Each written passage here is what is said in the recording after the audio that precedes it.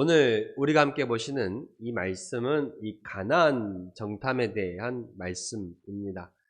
익히 들어왔고 또 우리가 또 익히 알고 있는 말씀입니다만은 이 말씀을 우리가 또 보고 또 들을 때마다 항상 은혜가 되는 것이 있고 또 이 말씀을 통하여서 우리가 또 깨닫게 되는 영적인 또 하나님의 말씀이 있습니다. 이 가나안 땅을 정탐하는 이 정탐의 사건은 이 이스라엘 백성들이 모세의 인도 아래 출애굽한 이후에 이들의 가나안까지의 여정에 있어서 상당히 큰 변곡점이 되는 사건이라고 할 수 있습니다. 이제 바란 광야까지 이들이 왔습니다. 바란 광야까지 왔다라는 것은 하나님께서 이들에게 약속하신 땅, 젖과 꿀이 흐르는 땅이 바로 코앞에 있다라는 말씀입니다. 이 코앞이라고 하니까 또 생각이 납니다만은 애들하고 이제 이 넘어오면서 항상 좀 시간이 좀 길잖아요. 이동하는 시간이 길다 보니까 아빠 언제 도착해라고 많이 물어요. 그러면 이제 여기 다 와서 이제 코앞이다라고 얘기를 해요. 엎어지면 코달 때다, 코앞이다라고 얘기를 하고 애들이 뻥이라 그래요. 코가 바로 앞에 있다라고. 그만큼 이 말씀은 가깝다라는 말이죠. 가깝다라는, 이제는 다 왔다라는 말이에요. 이들이 바란 광야까지 왔다라는 것은 하나님께서 약속하신 그 땅을 다 왔다라는 의미예요. 그러니까 하나님께서 이들에게 주시기로 한 땅, 그들이 인도하기로 한 곳에 하나님께서는 때에 맞게 지금 인도를 하셨습니다. 예, 인도를 하셨어요. 그러면서 하나님께서 오늘 본문 1절에 또 2절의 말씀을 보면요. 각 이스라엘 지파 중에서 수령된 사람, 그러니까 각 지파에 대표하는 사람이죠. 대표하는 사람을 한 명씩 뽑아서 이 가나안 땅을 정탐하게 하라라고 말하고 있습니다. 네, 우리가 익히 알다시피 이 가나안 땅의 정탐은 오늘 민수기서의 말씀을 보면 하나님께서 모세를 통하여 이 백성에게 말씀, 명령하신 것으로 되어 있지만 신명기서 1장 이하의 말씀을 보면 백성들이 그 땅을 정탐하러 가고자 모세에게 먼저 요청을 했고 모세가 역시 하나님께 기도하고 그 기도의 응답으로서 하나님께서 허락하신 것을 볼 수가 있습니다. 그러니까 오늘 민수기서에서는 하나님의 명령이 먼저 나오지만 뒤에 나오는 신명기서의 말씀을 보면 이것은 백성들의 요구에 대한 하나님의 응답이었음을 볼 수가 있어요. 하나님은 우리 인간들의 연약함을 분명히 아십니다. 인간들의 연약함을 아세요. 그래서 하나님께서 주시겠다라고 약속하셨음에도 불구하고 이들은 그 땅을 눈으로 직접 확인하고 싶었고 그 땅을 확인함으로 말미암아 우리가 그 땅을 차지할 수 있는 역량이 되는지 안 되는지 판단하고 싶었던 것 같아요. 그래서 우리와 하여금 그 땅을 미리 둘러볼 수 있게 해달라고 요청을 했던 것이죠. 거기에 대한 응답으로 이들의 연약함을 하나님께서 아시기에 그것을 허락하셨던 것입니다. 그러면서 4절 이하의 말씀을 보면 이 12명의 정탐꾼들의 명단이 나오고 있습니다. 12명의 정탐꾼들의 명단이 나오고 있어요. 그러니까 12지파를 대표하는 대표자들의 그 땅을 정탐하고 돌아올 사람들의 이름이 나온 것입니다. 그런데 참 안타까운 것은 이들의 이름은 이후에는 등장하지 않는다라는 것입니다. 각 지파를 대표하는 대표자의 성격이잖아요. 쭉 이름을 보면 신앙생활을 오래 한 사람들도 이들의 이름이 상당히 낯설다는 것을 볼 수가 있어요. 그리고 이들 중에서 눈에 익은 그리고 귀에 익은 이름이 있죠.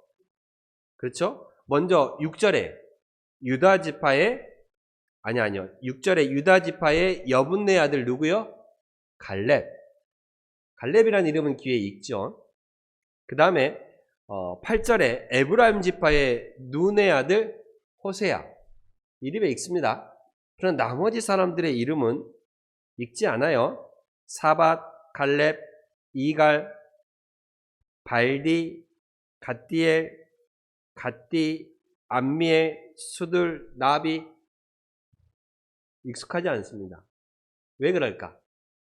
앞서 말씀드린 바와 같이 이들의 이름은 이 이후에 등장하지 않습니다. 왜 등장하지 않게 될까? 결론적으로 말씀드리면 이 12명이 가나안 땅을 돌아보고 왔어요. 그들이 한 목소리로 같은 말을 하였나요? 아니죠. 두 부류로 나뉘었습니다. 우리가 익히 귀에 들리는 두 명의 이름, 갈렙과 여호수아는 정말 그 땅은 하나님께서 우리에게 허락하신 땅이다. 그리고 우리는 그 땅을 하나님께서 허락하시면 우리는 그 땅을 차지할 수 있다라고 나아가자라고 긍정적으로 얘기를 했어요. 그런데 나머지 10명의 사람들은 어땠어요? 그 땅을 돌아보니 역시 마찬가지로 그 땅이 젖과 꿀이 흐르는 땅임은 맞더라. 그런데 거기에 기거하는 사람들이 기골이 장대하고 또한 그 사람들이 가지고 있는 생활 수준과 무기들이 우리와는 비교도 안 되더라. 우리는 그들에 비하면 뭐와 같다라고 얘기를 해요? 메뚜기와 같다라고 말하고 있어요. 메뚜기적 자존감, 메뚜기적 신앙을 보여주고 있었던 것이죠. 이 10명의 정탐꾼들은 우리는 그들에 비하면 뭐와 같다라 그랬어요? 메뚜기와 같다라 그랬어요. 그러면 그들을 인도하는 하나님은 어떤 하나님이 되는 거예요? 결국에는 메뚜기 하나님이 되는 거예요.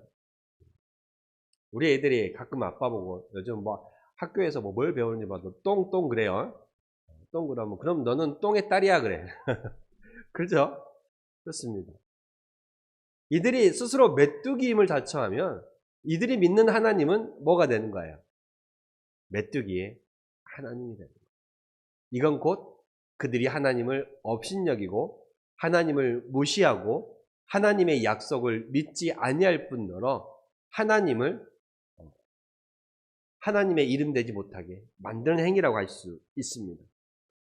그래서 부정적으로 그들 스스로가 하나님을 메뚜기 하나님으로 만들어버린 이들은 이 이후에는 전혀 이들의 이름이 나오지 않고 있습니다. 성도에게 있어서 가장 위험한 것은 뭐냐면 하나님께 대한 불순종이에요. 그리고 불신앙입니다. 여러분들이 스스로를 낮추시면 여기서 낮춘다는 말은 겸손한다는 의미가 아니라 비하의 의미예요. 여러분이 스스로를 비하하게 되면 여러분들이 믿는 하나님도 비하가 되는 거예요. 이들은 그들 스스로를 메뚜기라고 비하했습니다. 그러니 그들을 인도하는 하나님 그리고 그들이 믿는 하나님도 메뚜기 하나님이 되어버리는 거예요. 하나님은 이들에게 분명히 약속하셨습니다. 그 땅을 내가 너희에게 주겠다라고 거듭 말씀하셨어요. 그럼에도 불구하고 그들은 그 땅에 대한 확신이 부족해서 우리로 하여금 그 땅을 둘러보고 올 수 있게 해달라고 모세를 통하여 하나님께 요청을 드린 바도 있었던 거고,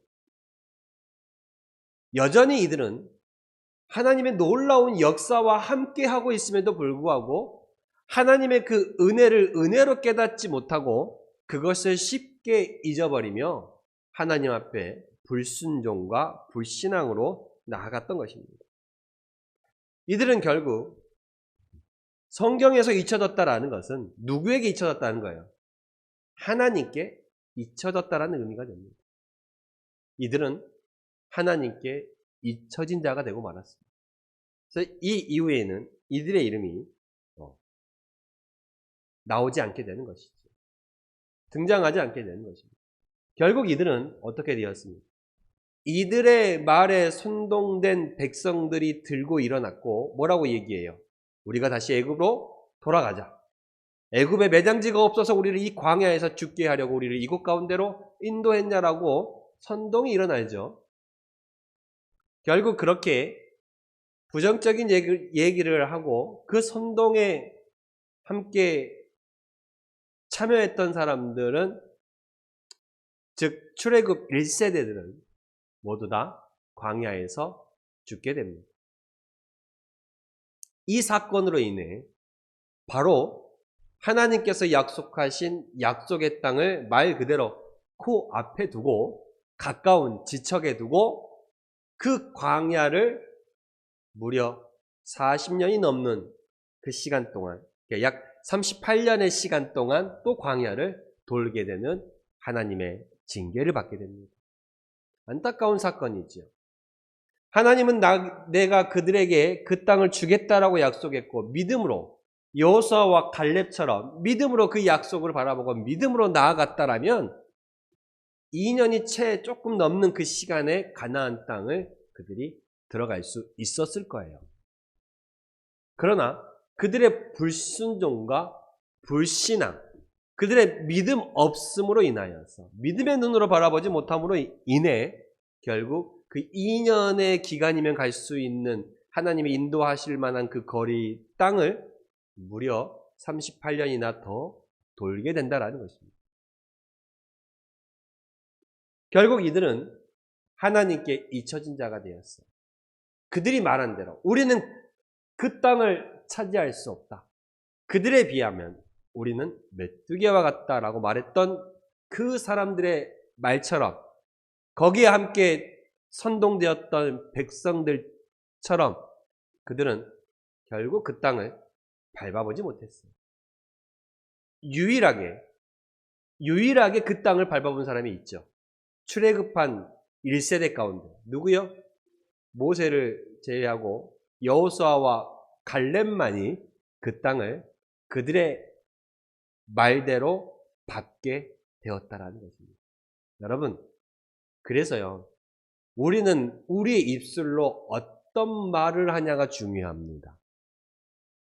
믿음의 말을 하고 살아가는 사람들은요, 그 믿음의 말이 이루어지는 역사를 꼭 경험하게 되어 있습니다. 경험하게 되어 있어요. 그러나 믿음이 없이 부정적인, 불신앙적인 모습으로 말을 하고 나아간다면 결국 그 말한 그대로 그 사람은 그것을 받지 못하게 되는 거예요. 믿음으로 말하면 받게 되고 믿음으로 바라보지 못하면 받지 못하는 거예요. 여러분은 어느 쪽으로 가시겠습니까? 부정적으로 나아가는 사람들은 정말 그 부정적인 상황이 우리 가운데 찾아오게 됩니다. 긍정적으로 말을 하며 나아가는 사람은 내 지금 상황이 어렵다 할지라도 긍정으로 가게 되어 있어요.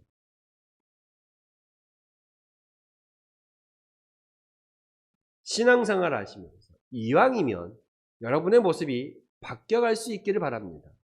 내가 지금까지 내 입술에 부정적인 말과 믿음 없는 말로 살았다면 이제는 바꿔보십시오. 오늘 이 말씀을 통하여서 내 입술에 긍정적인 말과 믿음의 말을 통하여서 그 믿음의 약속이 그 말이 이루어지는 경험을 해볼 수 있는 여러분이 되시길 바랍니다.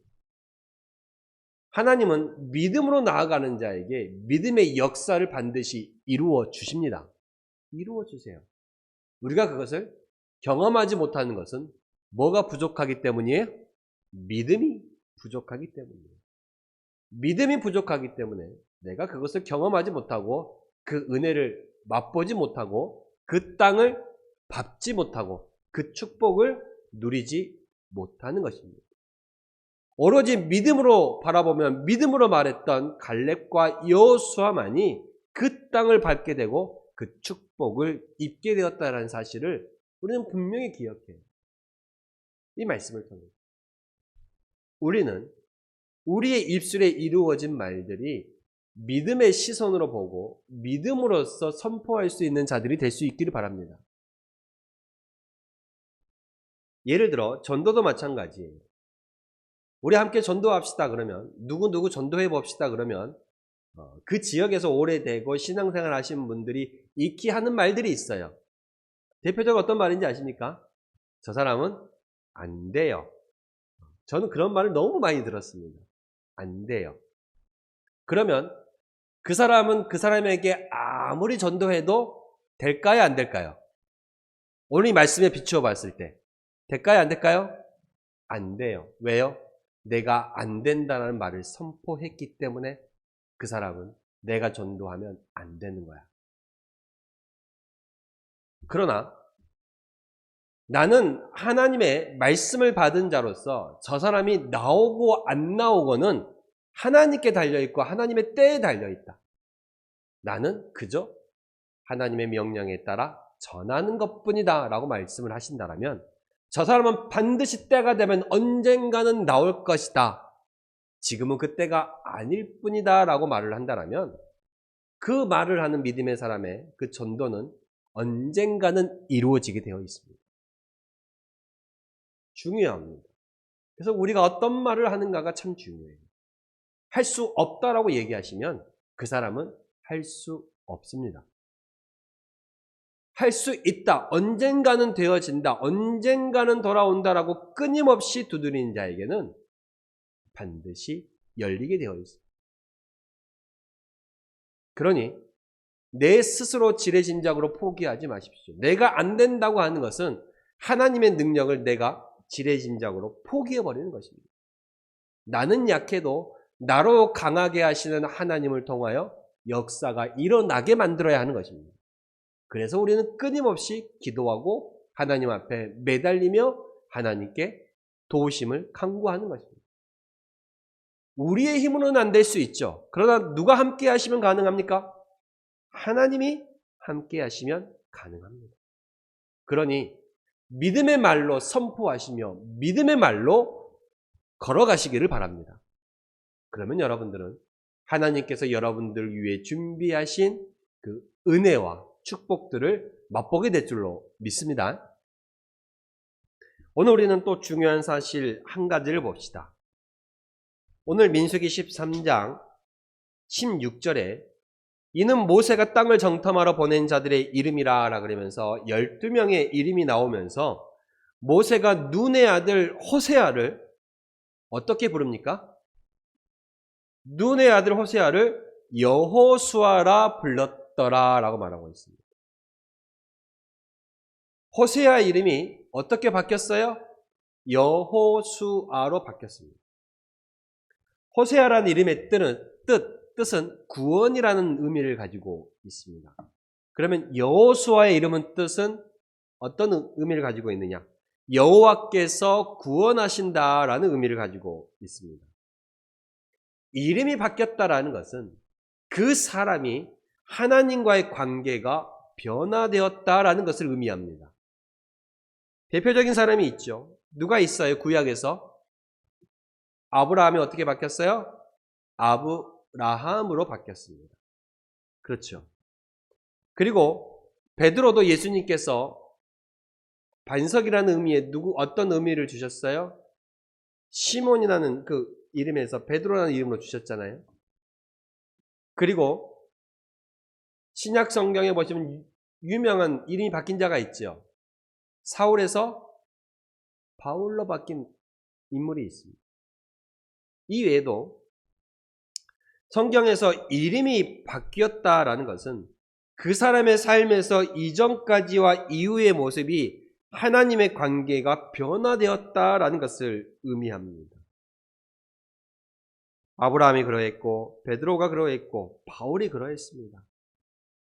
예수님을 만나고 그들의 이름이 변화되고 그들의 삶이 살아가는 방식이 이전과는 다르게 변화되었습니다. 하나님의 관계가 바뀌니 삶이 바뀌는 것입니다. 우리도 예수 그리스도를 통하여서 이제는 빛 가운데로 걸어가는 자들이 되었습니다. 죄인에서 의인으로 칭함을 받게 되었고 어두움의 자녀에서 이제 빛의 자녀로 나오게 되었습니다. 예수 그리스도라는 그 이름을 통하여서 우리는 성도라는 이름을 또한 갖게 되었지요. 에베소서 5장 8절에 너희가 전에는 어둠이더니 이제는 주 안에서 빛이라 빛의 자녀들처럼 행하라 라고 말씀을 하고 있습니다. 우리는 우리에게 그리스도인이라는 또 다른 이름이 있음을 기억하시기를 바랍니다. 하나님과의 관계의 변화가 있어야 합니다. 그리스도 안에서 새롭게 주어진 이 그리스도인이라는 신분에 걸맞게 여러분이 살아갈 수 있기를 바랍니다. 호세아가 여호수아가 되었던 거죠.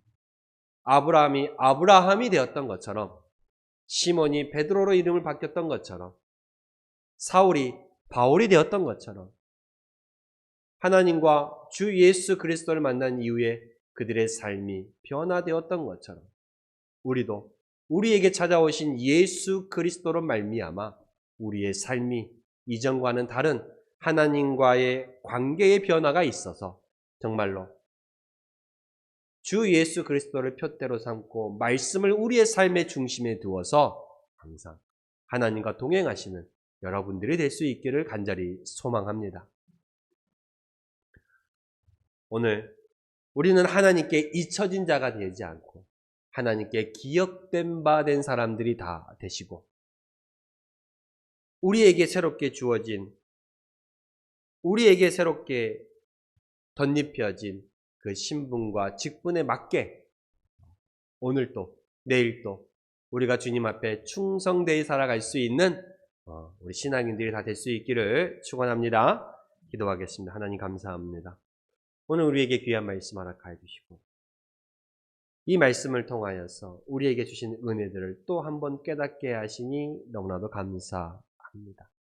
하나님의 자녀로서 이 땅에 빛의 자녀의 삶을 살아가게 해주시고 하나님께 기억된 바 된 삶이 되게 하여 주시옵소서. 그리하여 우리가 이 땅을 믿음으로 선포하며 걸어가게 해주시고 하나님께서 우리에게 예비하신 놀라운 역사들을 경험하는 저희들의 삶이 다 되게 하여 주시옵소서. 예수님의 이름으로 기도드렸습니다. 아멘.